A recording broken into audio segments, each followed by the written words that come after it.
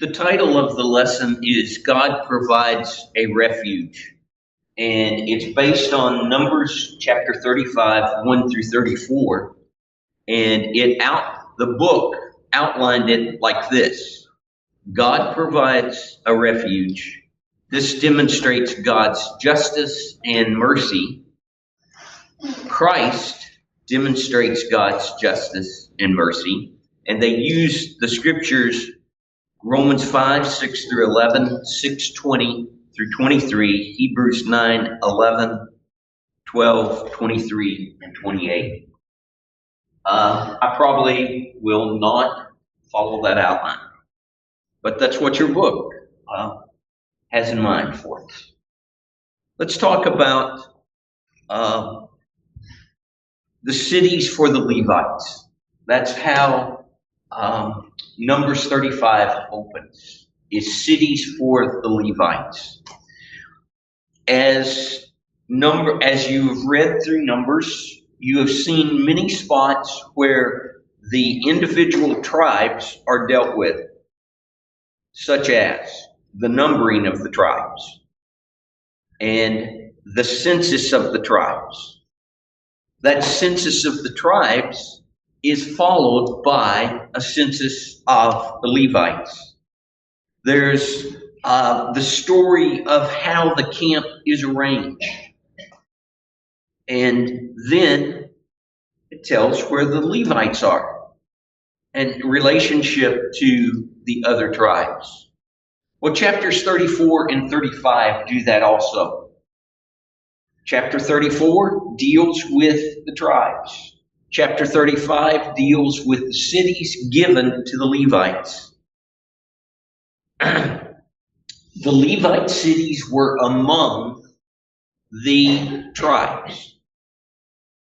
There were 48 of them, 4 from each tribe. And tribes, bigger tribes gave a little more, smaller tribes gave a little less.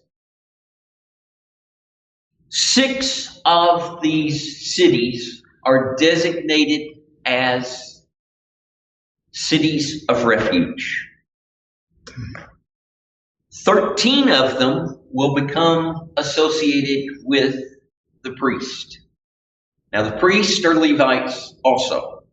We sometimes maybe forget that the priests are also Levites. And such a city is Anathoth in Benjamin, Jeremiah 1:1. That's where Jeremiah was from.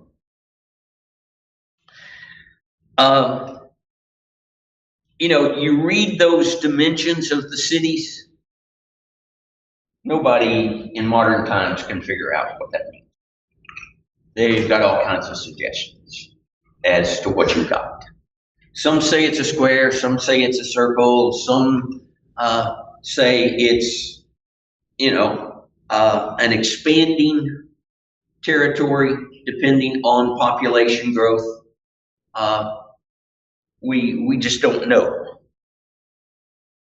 What Wenham suggests in his commentary on Numbers is a squared arrangement approximately 15 square miles for all the cities, which is about 0.1% of the territory in Canaan or in the Promised Land. So, the Levites were dependent on the other tribes.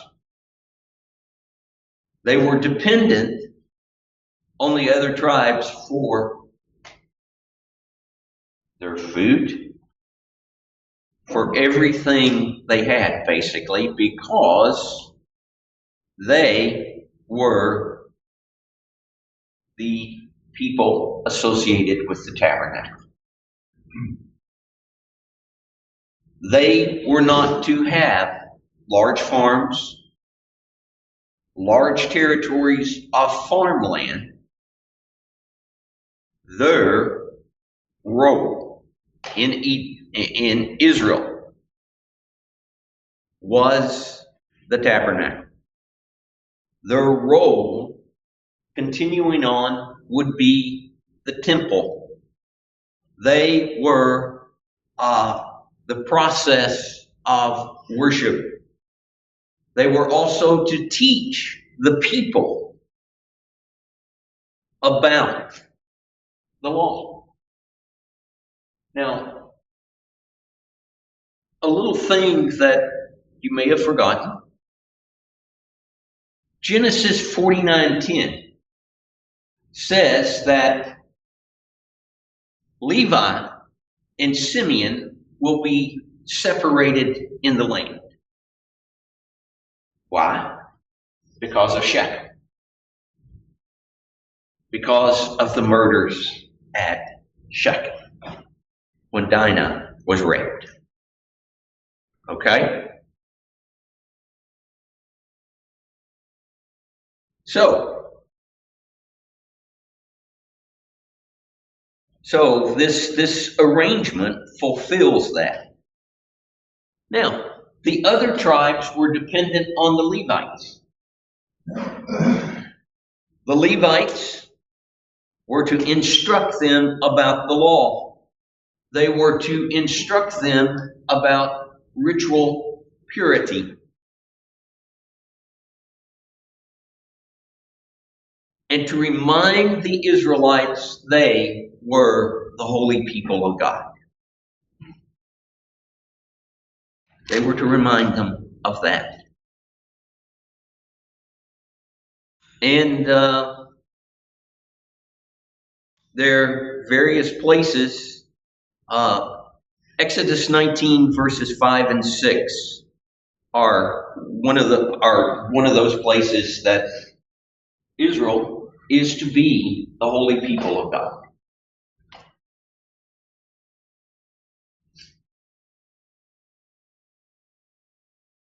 What was Exodus 19, 5 and 6.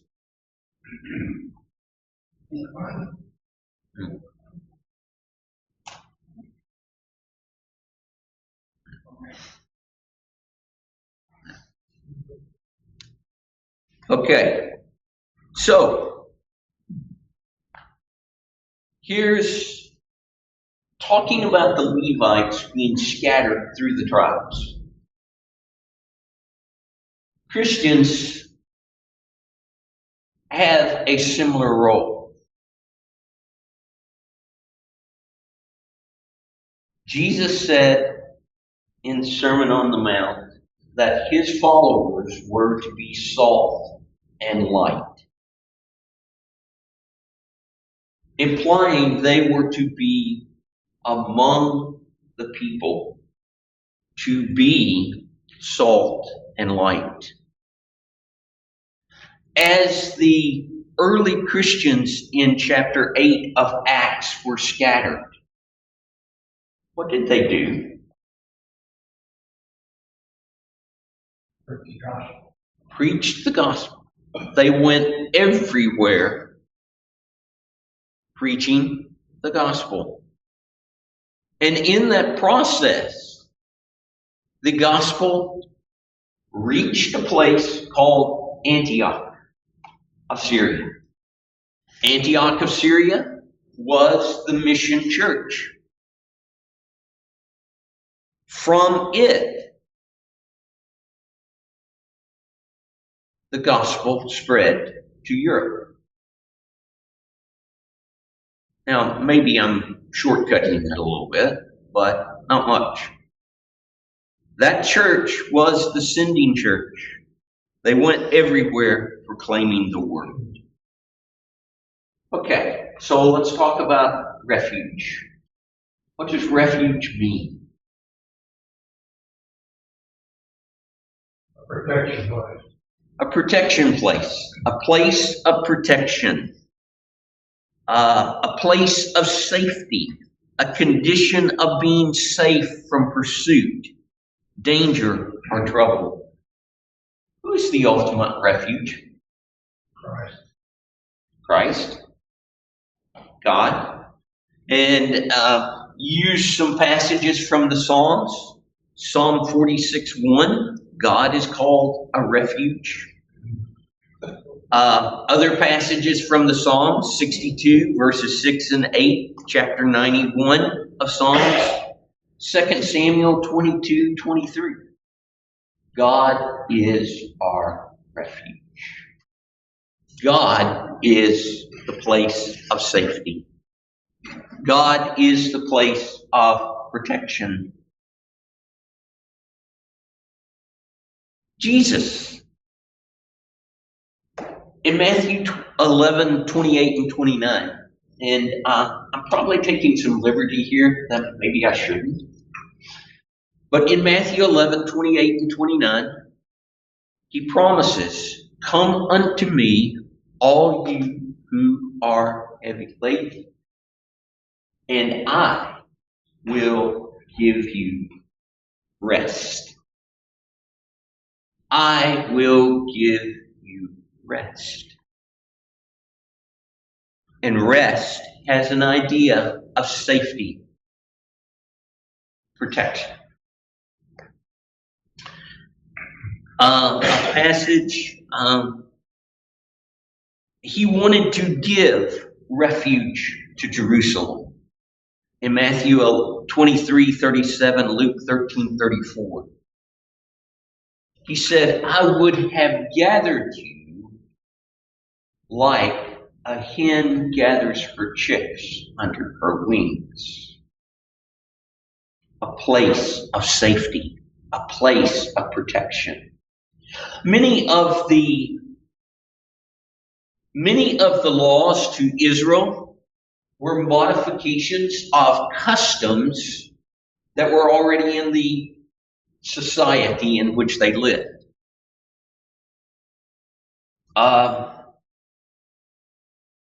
The idea of refuge in here is a refuge for only the one who does not commit deliberate murder. Refuge is only for the one who does not commit deliberate murder.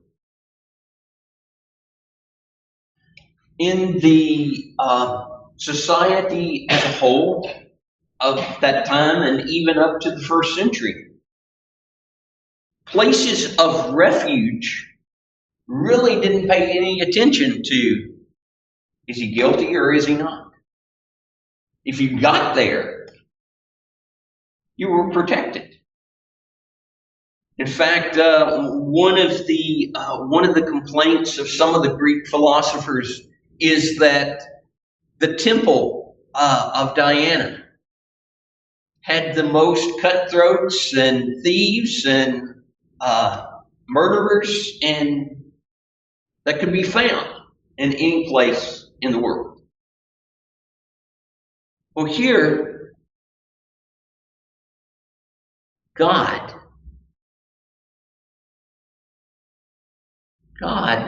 looks at things differently. There is those who committed deliberate murder and those that shed blood, manslaughter, accident. The axe head came off the axe while the people were in the forest chopping wood, and somebody died. They're at work, and some of that work involves moving stones or throwing them somewhere out of the way. You hurl one that hits somebody upside the head and they're dead. Well, if there was no intent or no previous animosity between those two people, then it's just simply an accident, an unfortunate event.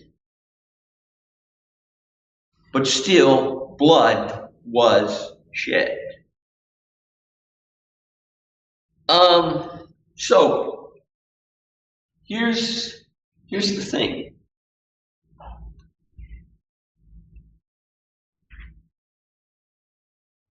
God does not like human bloodshed. In fact, he says that will pollute the land of Israel. Oh, and by the way, don't have time to stop and look at all these, but this idea of the cities of refuge starts in Exodus 21:11 through 13. And that seems to imply that the person went and grabbed the horns of the altar, which would mean at the tabernacle or the temple. And that was a source, a place of protection. Joshua 20:1 through 9, after the settlements in the Promised Land, names the 6 cities. Moses named 3 of those cities in Deuteronomy 4:41 through 43. Deuteronomy 19:1 through 13, especially verses 8 and 9, may establish the idea that as the population expanded, there could be 3 more cities added.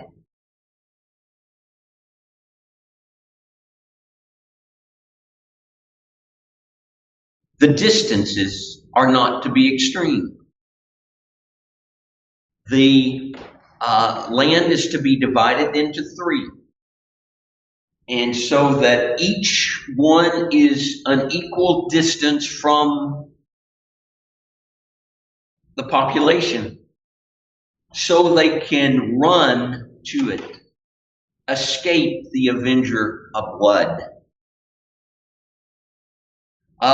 Deuteronomy 19 verse 3 may also imply that they had to keep the roads up.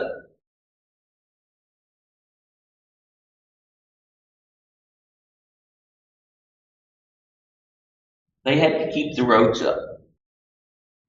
And with that idea, we want to connect it with the Christ. In Isaiah 40,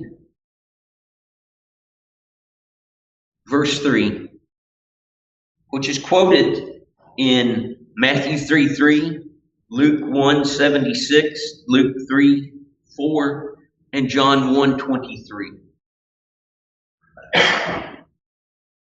The road is to be straightened, leveled, so that they can get to the place they're going.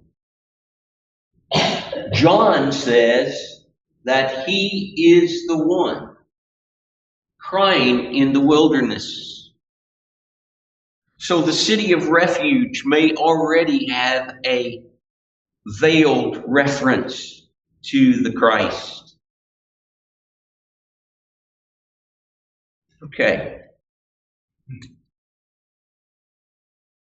So bloodshed for the right reason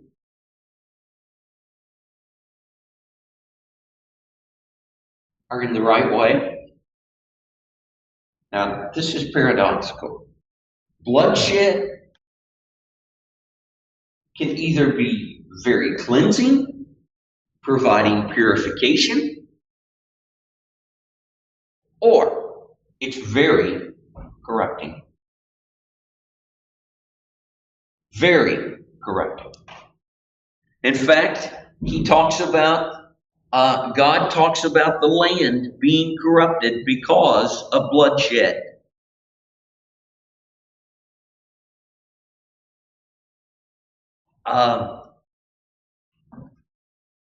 Bloodshed in the wrong manner, murder, even manslaughter, pollutes the land. And so that carries back to Genesis 9, verses 4 through 6, calling for the death penalty to be prescribed. In Deuteronomy 21 through 9, is it 9 or 19? 19, I think. There is a ritual if you can't determine who committed murder or why the person died. You know, you find a bone out on your property, a human bone.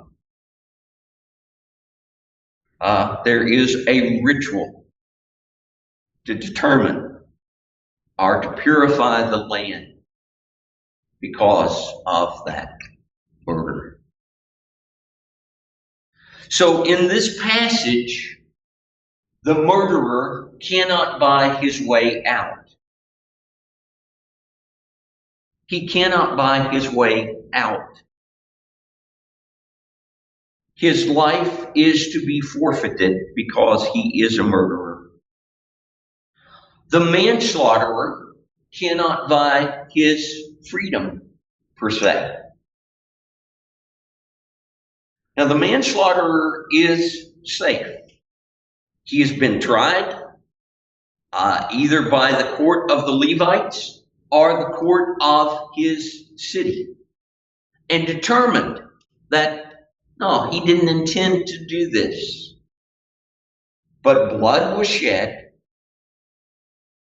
And the only way that that bloodshed can be atoned for, keyword atoned for, is with another death.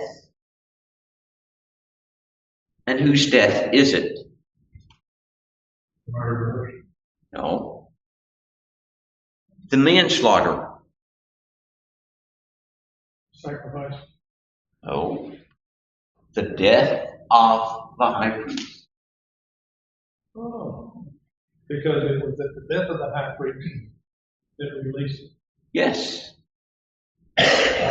So it's only atoned for at the death of the high priest. So anybody that's in the city of Refuge at that time, at the death of the high priest, can go home.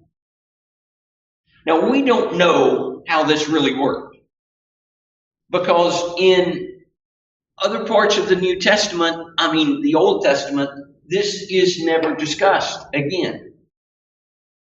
Maybe it was a way of protecting society until the monarchy developed. We don't know. Okay. So I need to finish this up. So let's talk a little bit about the Avenger of Blood. And I found this totally fascinating. The Avenger of Blood comes from the word goel. In other places, the goel is the kinsman redeemer. So again, saying that many of the laws in Israel were modifications of things that were current in society. They placed limits on what laws were there. It was common occurrence that if somebody killed one of your relatives,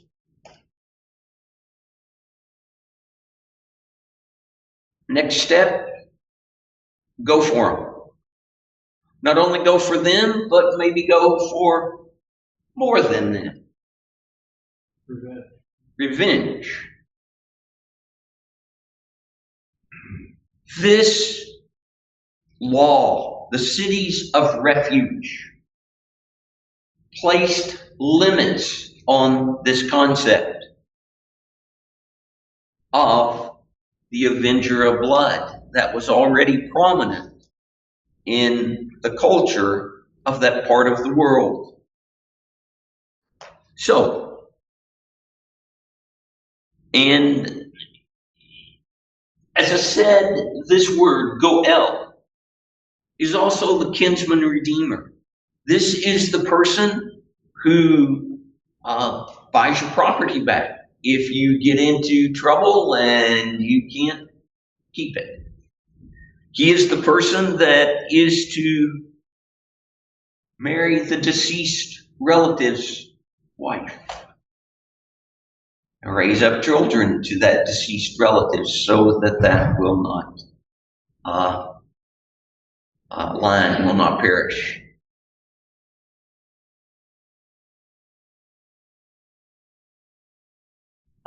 Think the story of Boaz and Ruth and Naomi for that last concept of Goel. But I thought that was kind of an important thing. Now, let's end this with these things. Points of similarities between the cities of refuge and Jesus. Both Jesus and the cities of refuge were to be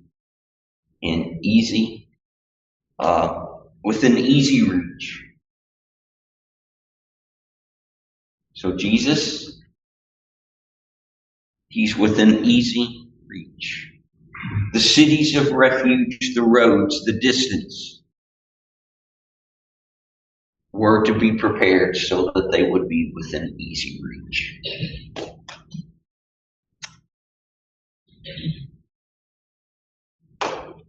Both Jesus and the cities of refuge are open to all. In the cities of refuge, they were open to the alien, strangers, as well as Israelites. Jesus is open to all who will come, whosoever will.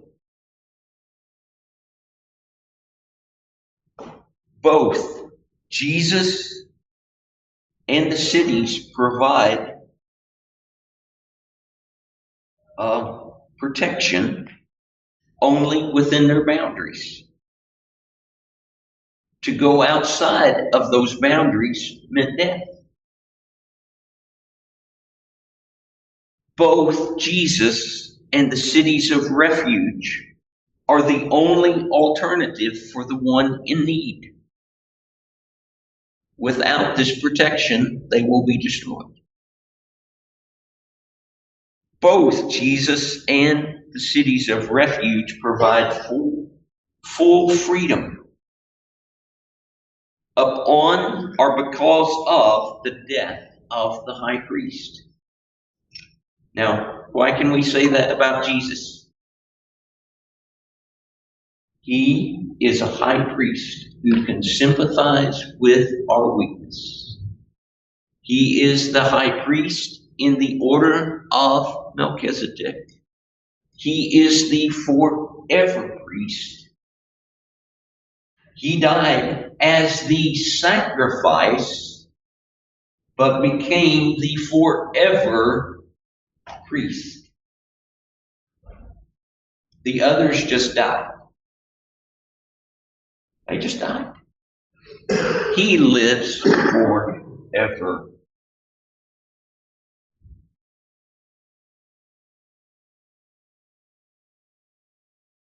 So that, in a way, gets to the point of what our lesson book was trying to make. Jesus was the sacrifice. God demonstrated his love to us while we were still sinners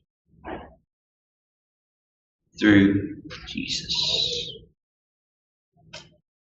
Jesus' blood, as Peter will say, is the precious blood of the Lamb that cleanses us from our sins.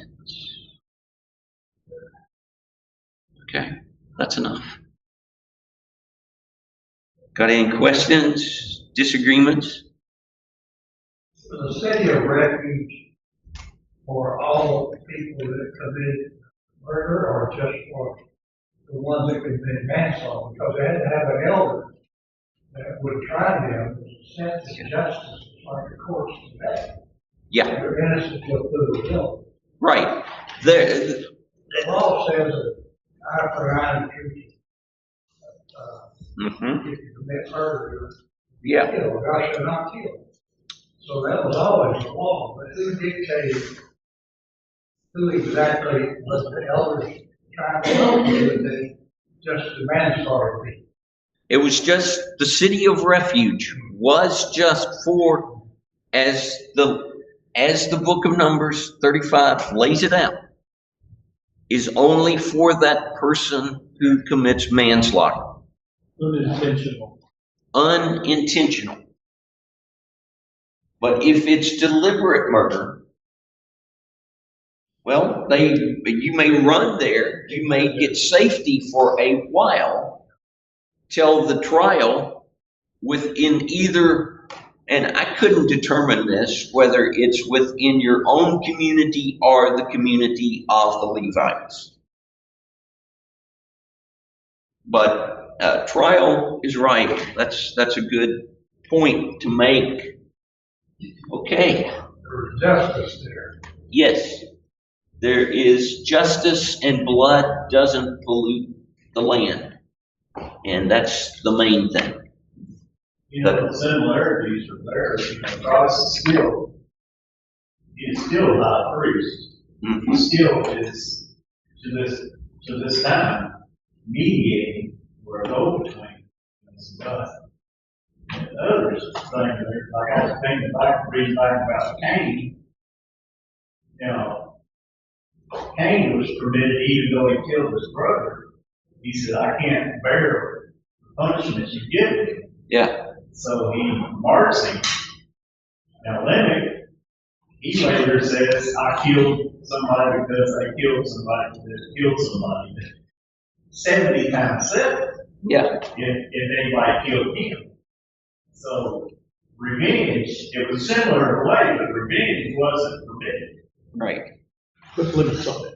Put limits on it. And that's what many of the laws in the Old Testament do, is they put limits on already existing conditions. Okay.